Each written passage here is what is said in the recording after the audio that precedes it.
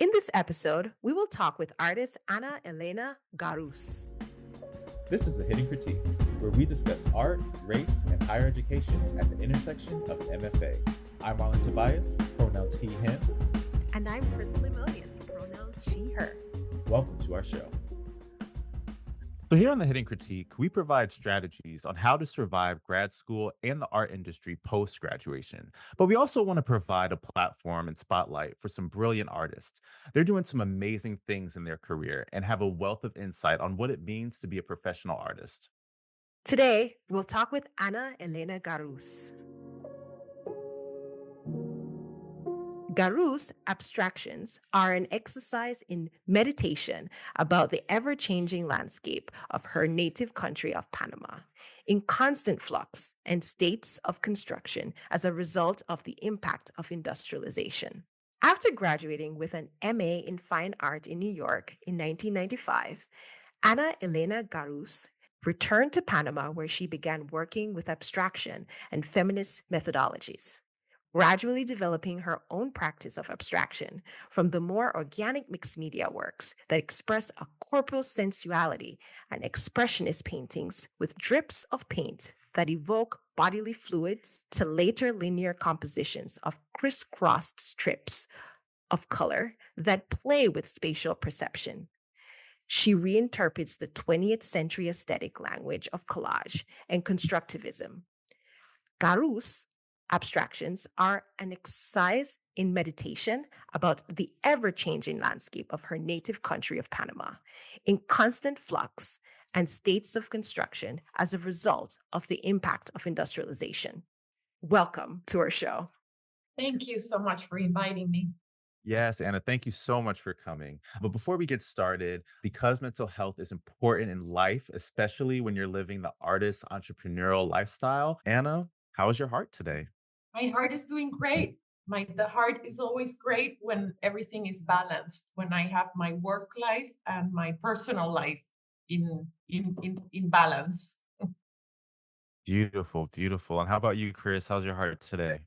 Ooh, my heart is feeling a little bit tense. I'm coming off a work week of a lot of administrative responsibilities. And so I'm starting to try to simmer down from all of that. So I'm moving away from this tenseness, but still a little bit tense from the week. How about you, Marlon? You know, similar sentiments in regard to our educational side of what we do, right? Where Right. we're in the swing of things of the semester and teaching and keeping these students in order, but also on a personal note, I started working out again recently. So my body is is in a little bit of pain. Aching.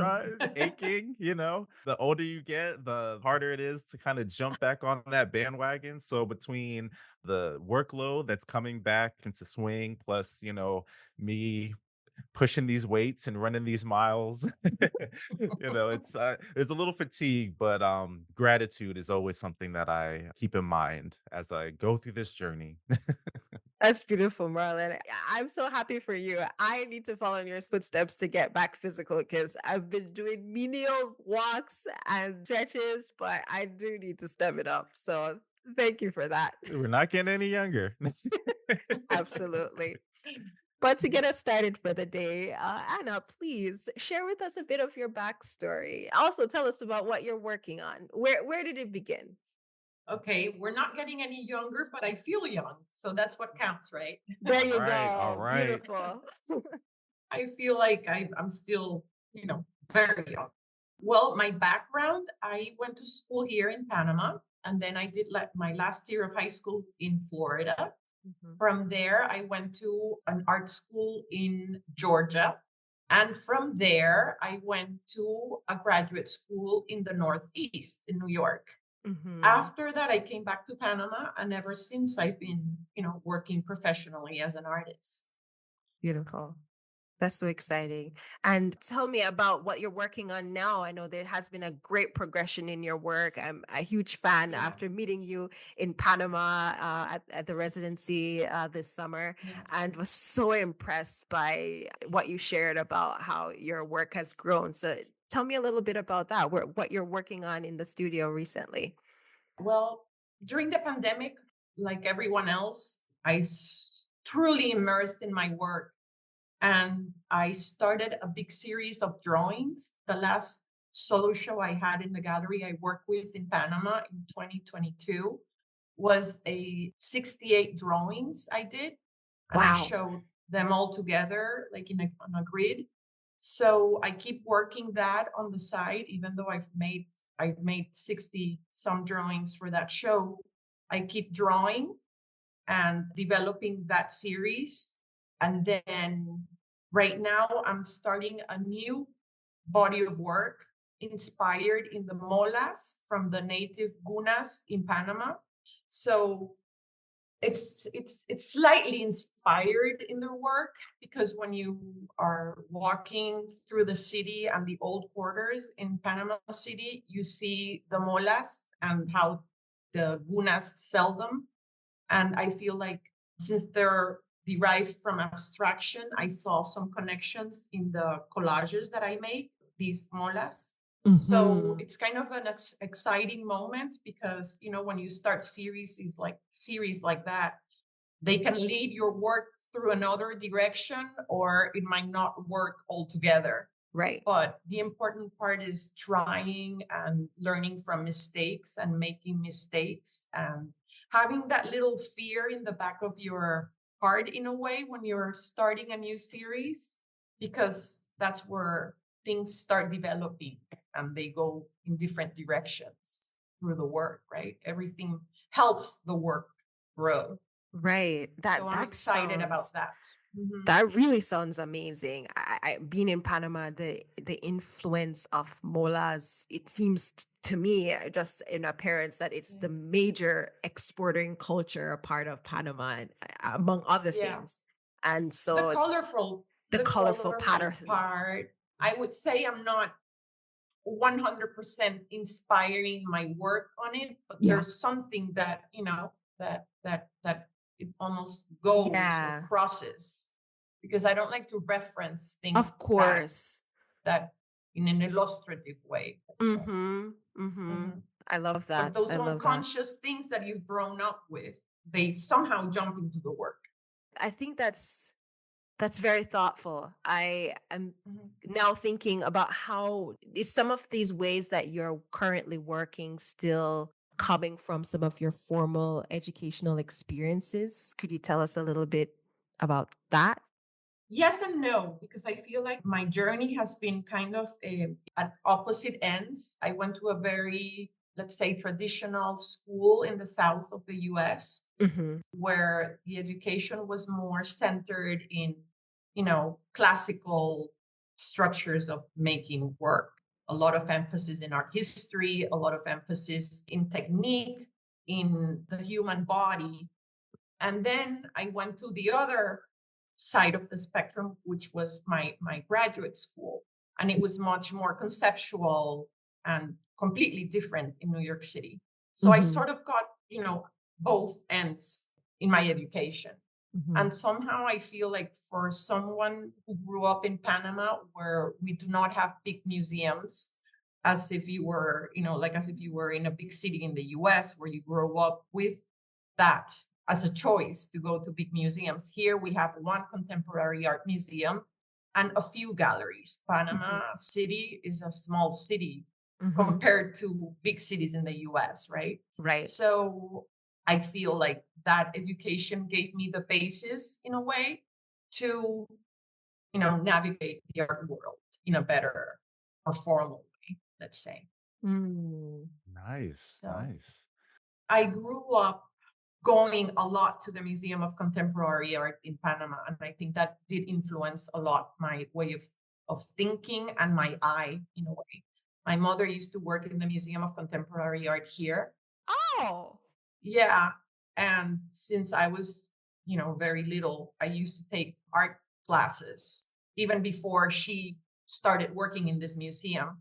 But I do feel like that helped me inform my eye, in a way, because I do remember when I was younger, going to the museum and seeing all of the artists that would come from abroad to exhibit, and then seeing how they would come up and hang their shows.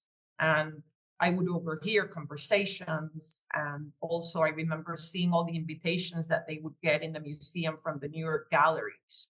And even that during the 80s for me was amazing, because the way the graphic design was settled and put in these invitations was so minimalistic to my Panamanian eye, to say it, because here things were more traditional, right? Mm-hmm, So I mm-hmm. saw, an invitation from a gallery in New York, and I thought that was so modern and so contemporary. So I Yeah, think all of that, informed my eye in a way for what I am doing today. Nice. that's So, great. yeah, and you talk about how that informed your eye, and it really sounds Mm-hmm. like from an early age, you were just immersed into all of the complexities of that encompass art, right? Yeah. Mm-hmm. But I want to ask about your specific way of making, because you stated that your abstraction is more organic mixed media works. Mm-hmm. And I was wondering if you could talk to us about how you found your unique approach to making.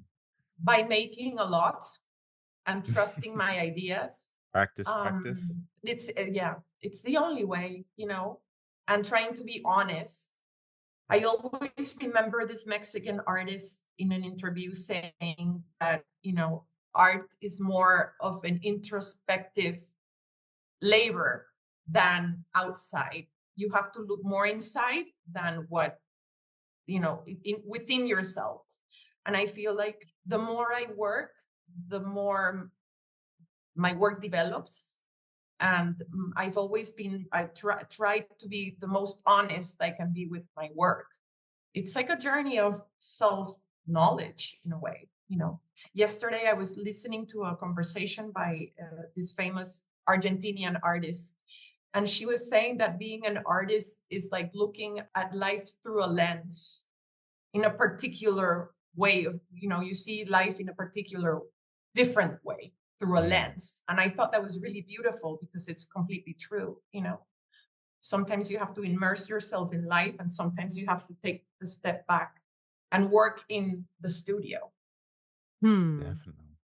And I really feel what you mean by immersing yourself in life. But, sometimes life can also kind of get in the way. Yeah. And there aren't a lot of buffers for artists, some ways to separate, Mhm. or in some ways, life can distract us or Mhm. challenge us to Mhm. continue to work. So talk to us a little bit about some of your things or challenges that you had to overcome while developing your work. I feel like I mentioned before when we had the introduction talk, and I remember mentioning the fact that believing in your ideas, because sometimes when you, like I said, when you study art history, you feel like everything has been done. So I didn't want to be repetitive, to make something that felt like it had been done before. Until one day I realized when I was in school that all you have to do is just believe in yourself and just work. And through work, things develop easier and faster and better. And you also have to make mistakes, a lot of mistakes. That's where the work grows. So I think the most important part was believing in my thoughts, in my ideas, and realizing that they are valuable. It was a process for me to believe that what I had as an idea could be something on its own, you know. Hmm. So it's kind of hard in a way, because you have to balance all of that. Do you think that belief came from internal, or was there something It's external that more helped you? internal. Yeah, it was more of an internal thing within myself. It wasn't insecurity. It was probably after reading and studying so much through the years, you always feel like, oh, I'm going to do geometric abstraction, but then somehow maybe that has been done. So you have to question yourself, what can make it unique and more, those are the things that are important to question yourself. What makes your work unique when you see all of the work outside. So for me, it was more of a process of believing in my ideas and valuing them. And the minute I did that, everything changed. The minute I sort of relaxed in a way with that and just started making and making and making and not worrying so much about, if it was a good idea or a bad idea, just making, that took some stress off from the studio practice. So at the end, you make all of this work, but you don't have to show it all. So you decide later on, you curate what you're going to show. The important part is to never stop working and, have a very serious, studio practice. Yeah.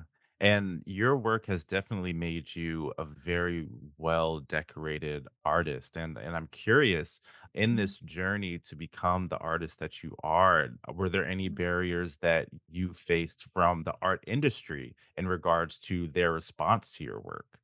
There's always rejection, but with the years, you realize that it's not about you. It's your work can't be in every single thing that there is, right? You might apply for a residency, but maybe your work is not the work they're looking for at that moment.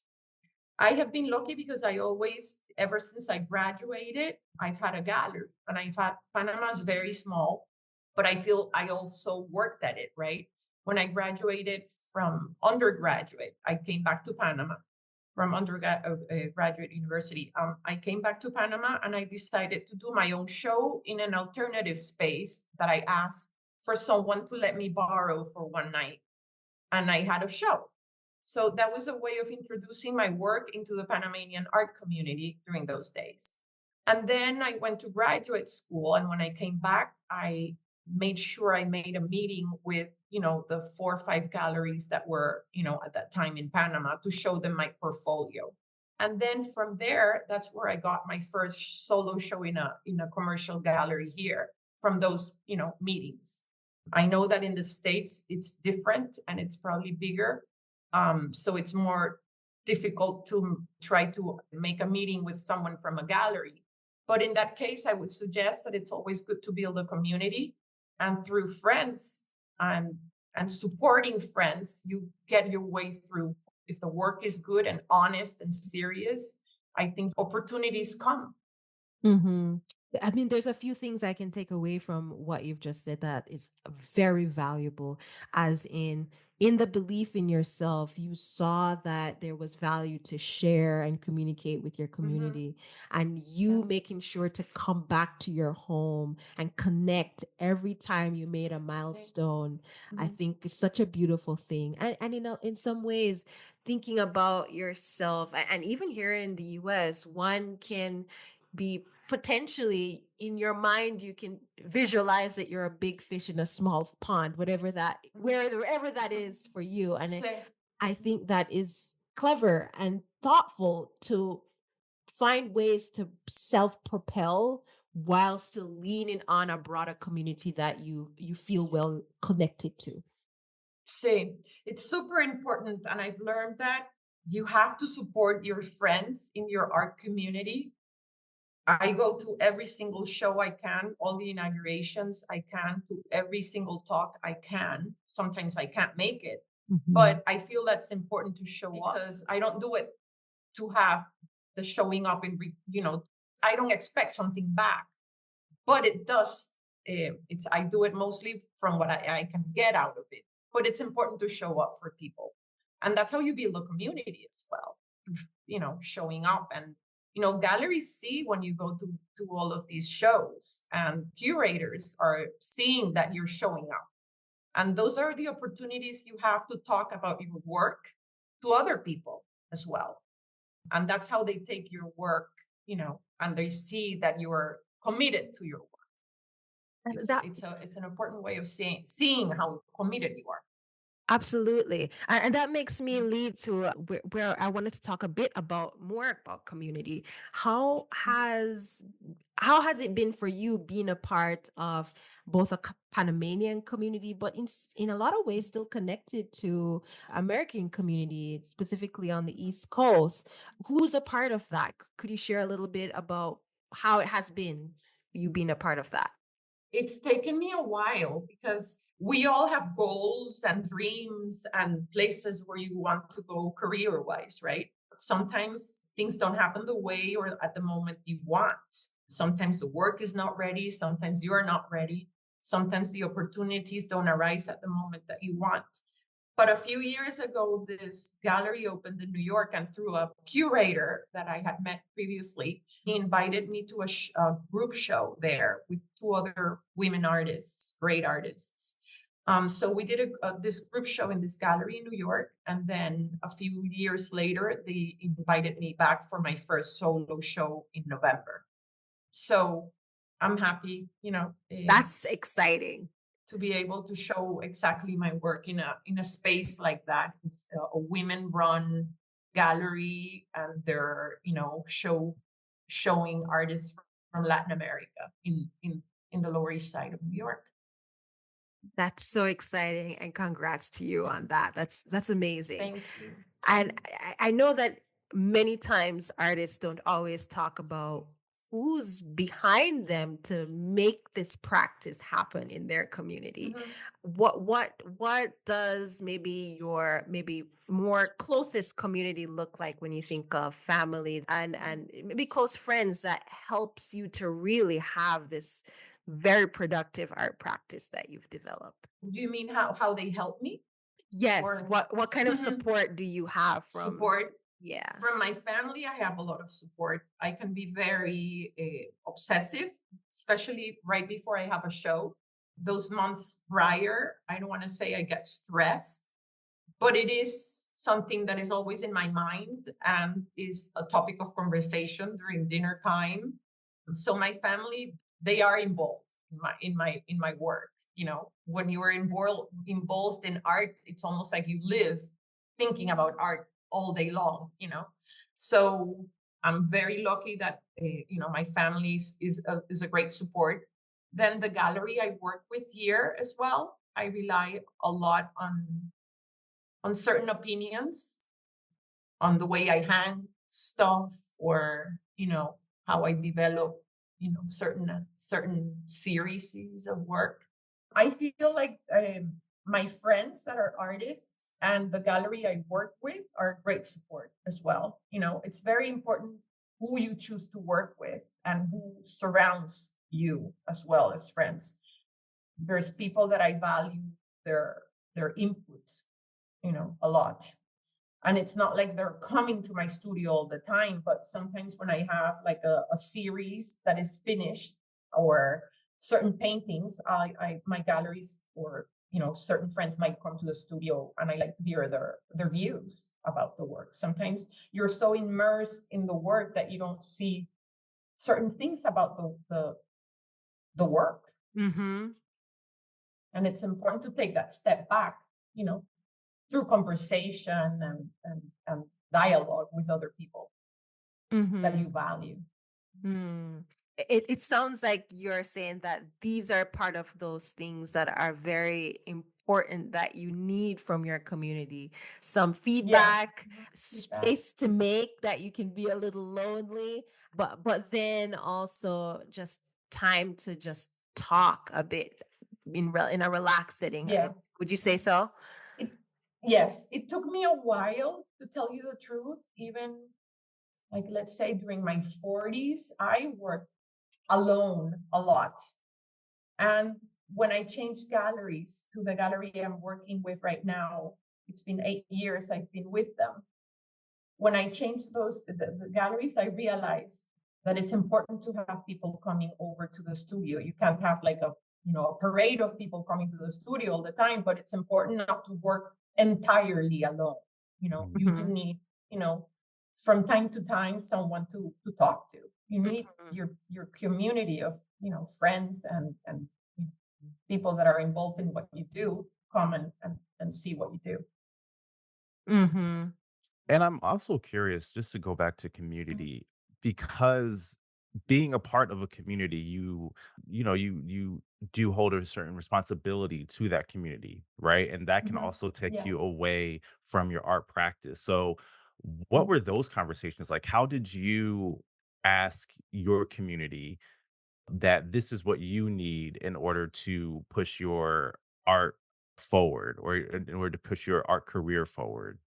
Well, changing galleries was a big turn point in my career Okay. because for 16 years, I worked with a gallery that was always very supportive of my work, but they only showed in Panama. And I wanted to show outside of Panama, not only as a life goal, also because I wanted to see how my work could be in dialogue with someone else's work from another country. So that started happening when I changed galleries. So I think that would answer your question. When I sat down and I analyzed what I wanted and what I was seeking, then I, looked for it from what was available in Panama. So I started working with this gallery also because I value the exhibitions and I liked the exhibitions that they had, and also because we had many things in common, right? So for me, that was an important turning point in my career, changing galleries. Mm. Yeah, recognizing that you needed to change and then acting upon it. That's amazing Yeah, because I think yeah, it's sometimes not easy. yeah, that is not easy to then vocalize, I'm sure. Yeah, yeah, yeah. But you have to make those changes that go according to what you want, right? To the goals that you want to, or the places that you want to go through, to Hmm. in art. So it was a difficult decision for me, but then once I made it, I was happy I did because it did make many things change. I'm aware that the gallery will help with your career, but you cannot expect for them to do all the work. You also have to, there's a part that you have to do. Hmm. So I think that changed. And before we move on to another section, I know Marlon wants to talk a little bit about another topic, but I'm curious, how do you navigate the conversation of negotiating with your gallery what they will cover in terms of the purview of contracts and engagement in sales with collectors and so forth, and the making of the work? Is there things that you particularly additionally need for them to do, especially with this interest of having your work outside of Panama as a priority? How do you communicate these things? Wow. Having a gallery, we always say in the art world, right? It's almost like having a relationship. You need Yeah, communication, absolutely. and you have to communicate and be honest on the things that you want every so often. It's almost like you go to a point and then you almost like reassess from that point on, right? Hmm. Where you want to go together. So I think there has to be conversations. Communication is very important, because So, sometimes if you only work alone in your studio, the gallery might not know, that you have goals that you want to reach or things you want to accomplish. So the only way of them to know that is you being very sincere and having communication. mm, amazing. So So I you are I try making to that do that. time, yeah, to Yeah, I communicate try to those do. things. Yeah. Wonderful, wonderful. And being totally honest, because sometimes I do get like someone asks something through Instagram or whatever, and I either send the person to the gallery or I tell the gallery this person is interested in doing a show. Or always honesty is super important for me. Being clear with the gallery, um, because Yeah. there's an important part of trust. There's a part of transactions that the gallery don't show you and you don't see, so there has to be a big element of trust that goes both ways. Absolutely. Absolutely. Mhm. Yeah, and just to also continue with the subject of communication, because essentially you're talking about advocating for yourself in a big way, Yeah. and Hmm. to advocate for yourself is, I would say, there's a lot more extra work that an artist maybe of color or an artist who's not necessarily male have to have with galleries or with other institutions in art. So if you can just also talk about that experience for you, what that has been like being an artist and having to kind of initiate or release those conversations with galleries and with museums and such? Yeah. Well, imagine being from Central America. We don't get a lot of exposure as artists. Only recently have we seen like, the last biennial in Venice was curated by a Latin American curator for the first time. Hmm. And there's things that are starting to happen for the first time in the art world internationally.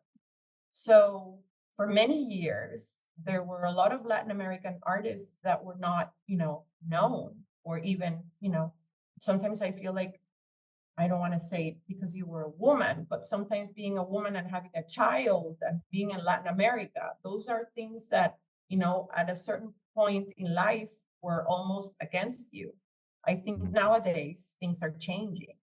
So, you know, I don't want to be repetitive, but I do believe that, building community and talking, to other people. Like, for example, I met you, Krystle, because I went to your opening that day and I approached you and I Yeah. talked. Yeah. Maybe we wouldn't be sitting here if I wouldn't have approached you and introduced myself. Absolutely. I'm very shy and I'm an introvert, and it takes a lot of me to do those approaches in life. But I have learned that I have to do it in order, to, you know, engage to other people. And without expecting it, things happen. The last thing I would have expected from our conversation was to be sitting here today talking on a podcast. I had no idea you had a podcast. And it was a surprise to me when you wrote to me and invited me to talk to you.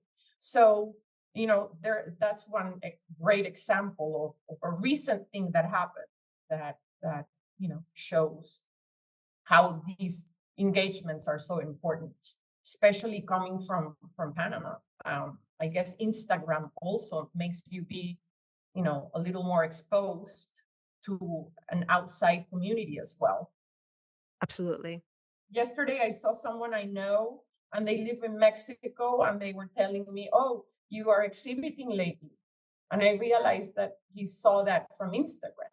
You know, Yeah, people are curious of one's journey, whoever it is, and so that really gives us a an open door to engage and follow people as they move along in their careers. exactly. Yeah. yeah.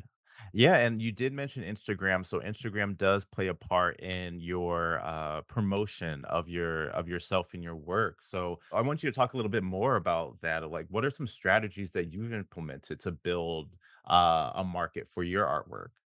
I would say I don't have a strategy for Instagram. I try to use it in a more organic way. I'm not that constant. I don't do the 4 times or 5 times a week posting. Uh, I try to be more, organic about it and more casual about it, because I feel like if you take it that, to that extent on my side, I feel it looks a little, I don't, I don't want it to be like like a commercial, Mhm. web page where I'm selling my work. So I Mhm. try to be a bit cautious about that, right? Because I see certain, I don't criticize it. It's just not for me. Some artists do say, oh, this work is available. You know, when I post something, it's something that is from a show or is not available. I don't want to, post things almost with a price tag. But that's me. I mean, I don't criticize it from other people. It's just not the way I use Instagram. It's more to be out there, to be exposed more than to sell.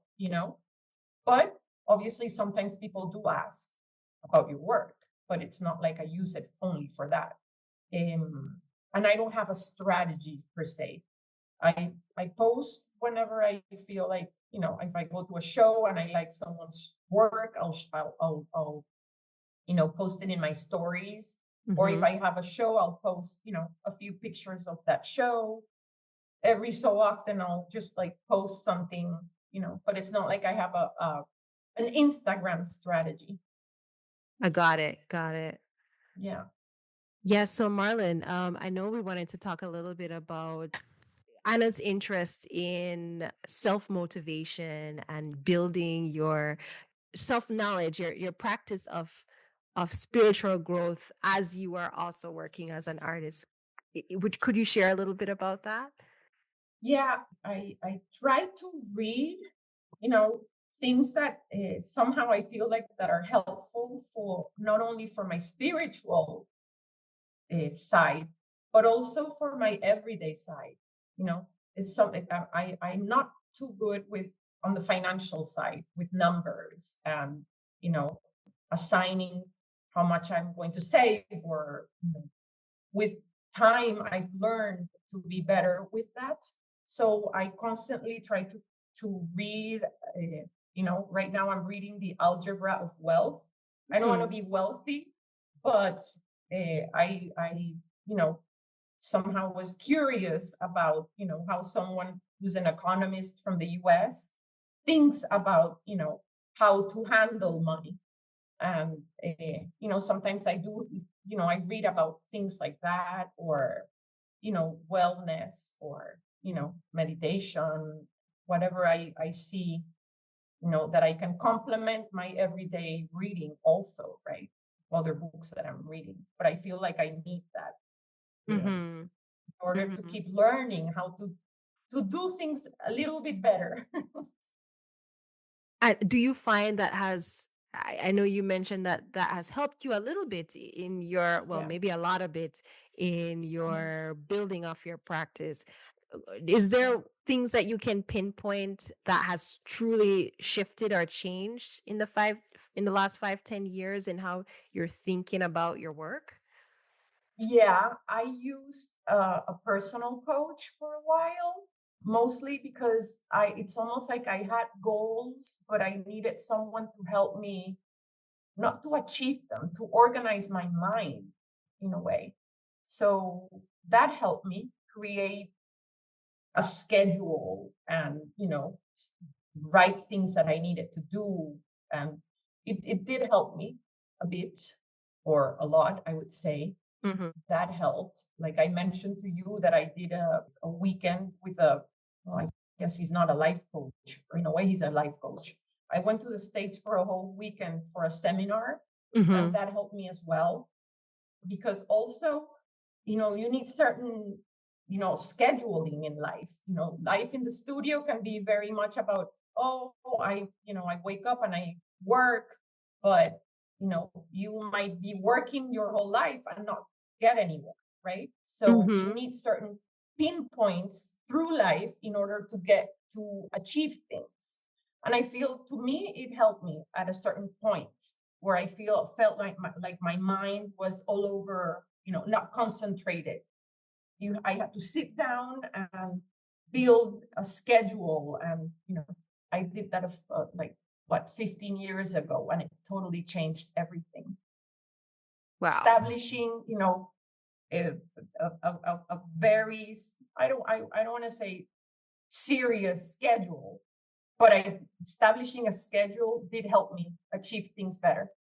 So you're saying as within your career, you've Uh-huh. established this basically. So Yeah. you said 15 years Mhm. ago. So prior to that, you're a working artist, but you hadn't really established a good routine or an effective routine in order to No, really be I would sustainable. go, Or yeah, I would say more like I would go to the studio every day, but if you don't establish certain goals you want to reach, or if you don't name them, you might not get them, right? So that helped because I've always had a very serious studio practice. I've okay, always have gone to my studio and everything, but I did need a little bit of organizing in my mind, try to say to myself, well, next year I am going to do that show.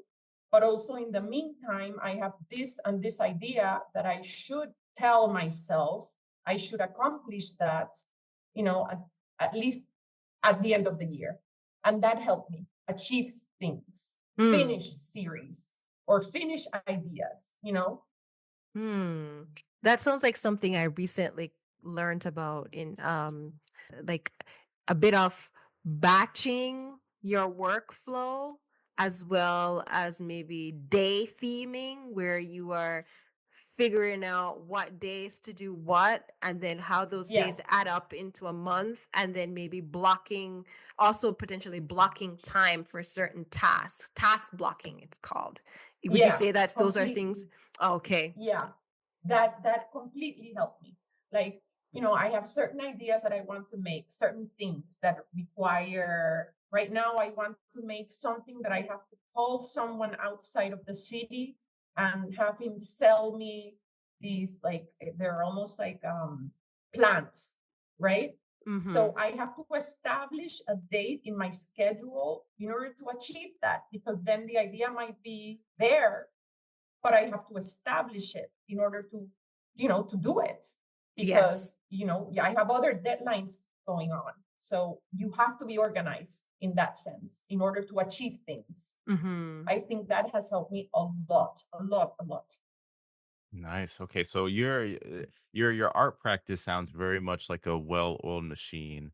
And with that, I kind of want to pivot a little bit and talk about finances. So, as a professional artist, do the sales from your art fund your lifestyle, or are there other streams of income that you have? Like, for example, Chris and I, we're both artists, but we both also work in higher ed. So that's another stream of Mhm. income that we do have. And we have also other little projects to kind of add things up. So, what does that look like for you? My studio practice is funded my, the materials, everything, my life. I don't live a lavish life. I live a very simple, normal life, but it is funded by my work, you know. Wow, That's So impressive. you're a rare gem. no, I have to read all of these books in order to be organized with money, because you might sell a painting today and it fluctuates. So you have to be super good on the financial side in order to establish, a budget for the studio, for myself, right? I mean, my husband also works, but we share, costs. And for me, that's important as a woman, as an independent woman. So the important thing for me was for my studio practice to be funded by my work, not by external sources. So I try to be as organized as I can with, the funds that I get from the work I sell, in order for it to fund more materials and Nice. to keep working. Yeah. Now you did mention some books. So are there any books in particular that us artists should be reading to become more financially proficient? Um, like I said, right now I'm reading that one. I'm finishing that Algebra of Health because Okay. I listened to their podcast, Scott Galloway's podcast. That's just an example. I don't know if I can mention names. Yes, Um, go ahead. Resources. that I recently started reading, and I'm about to finish it. I can't think of anything else like financial wise. Just overall, But I whatever did, you're reading. yeah, but I did read, like, Atomic Habits and all of those books that have come out recently, and a lot of biographies as well. Like, Hmm. I don't know. Like I what? Tell also us. I Steve Jobs, I guess. Okay. I don't know that I can think off the top of my mind. The head Yeah. of Facebook, what's her name? I forgot her S- name right now. Like, people like that. Okay. Sometimes I like to, because I listen to a lot of audiobooks, and I find that biographies are easy, to hear. Maybe, literature, it's not. I like a book, right? But fiction or nonfiction, it's easier to read in a book. But biographies are easier to hear in audiobooks. So I listen to audiobooks when I'm painting or working Yeah. instead of music. And right now, I just bought a book called What It Means to Write About Art. I got it in the David Swirner Gallery. They had a sale and the books were so cheap. And I got that and I just started Nice. reading that. It's interviews with art critics, and that's interesting also. I'm just reading that. So usually I read like 2, 3 things at the same time. Between the Oh, audiobooks and I'm work, not like alone. two books. Okay. Books. I do Yeah, the same. it's kind of crazy, but sometimes the information crisscrosses, right? You're sitting yes. talking to someone and you're like, wait, I know that I read this, but I don't remember if I read it or I heard it from a podcast or an interview. So I complement that with a lot of interviews in podcasts Mm-hmm. as well. I find those are very inspiring as well, to listen to certain podcasts and hear artists talking about their work and their practice. For me, that's very helpful as well. Wonderful. I think one of my last questions for you today is what are you currently doing that is not paid labor and only for your creative nourishment? Exercising. Mm. Like Marlon, I just started exercising again. I started learning how to I paddle tennis last year. I'm really bad at it, but I started trying to learn paddle tennis, Mm-hmm. and that's fun, a lot of fun. And it gets me out of the studio as well, because sometimes, my studio is in my house and I can Mm-hmm. spend 2, 3 days without leaving the house, and that's not good. So I try to complement that, and running as well, running and exercising. I run with a group. I had a hip injury, so I had to stop running for a little while, and then I just returned now. But I try to run on my own, and every Saturday I meet them in a place in the city, and we run.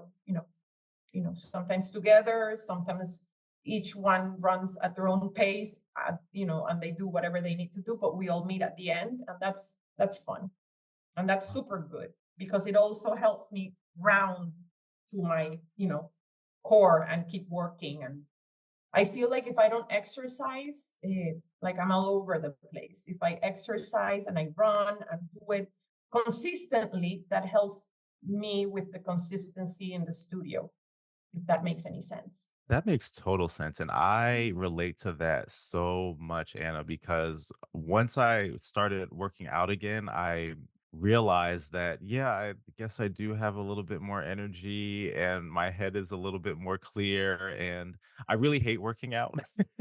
I used to work out a lot as a teenager. I ran track and field. So, like you, running, I would say is one of my main ways or defaults of working out. But since I don't have the goal of, trying to of competition, then, Yeah. it kind of gets a little tiresome. But yeah, I do agree with you as far as the effects of exercising and how it helps, especially us as creatives, and also people that, like you said, with artists, we spend some time alone doing a lot of introspective work, so it gets us out of our heads and out into the Yeah. world and absorbing the world and getting all of those juices, creative Flowing. Flo flowing, yeah. So, yeah, Anna, thank you so much for talking with us and for coming on the show.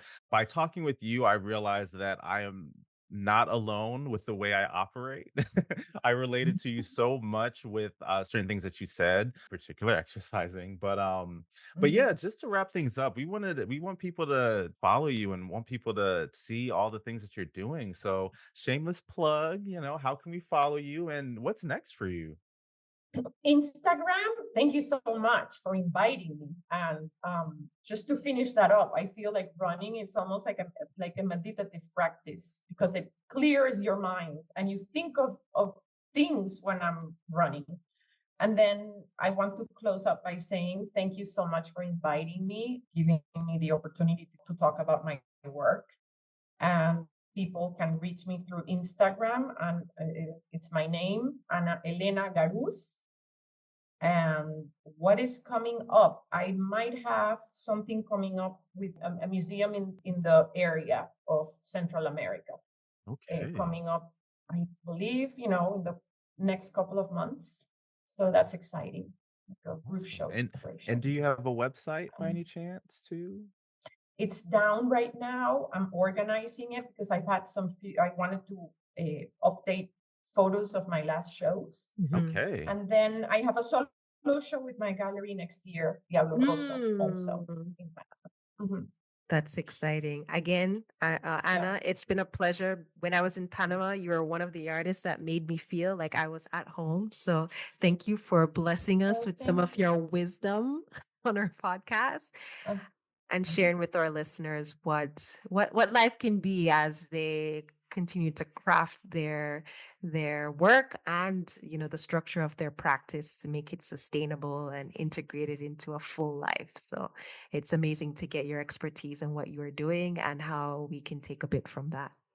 Thank you for having podcasts like this, because they're super important and insightful for younger generations in order to navigate the art world that has so many things and so many codes that are sometimes a bit scary when you're starting out.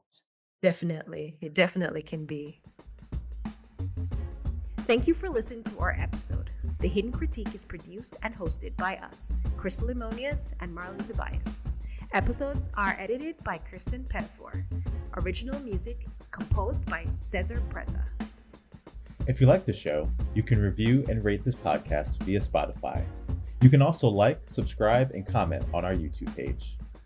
For exclusive bonus content, subscribe to our Patreon at The Hidden Critique.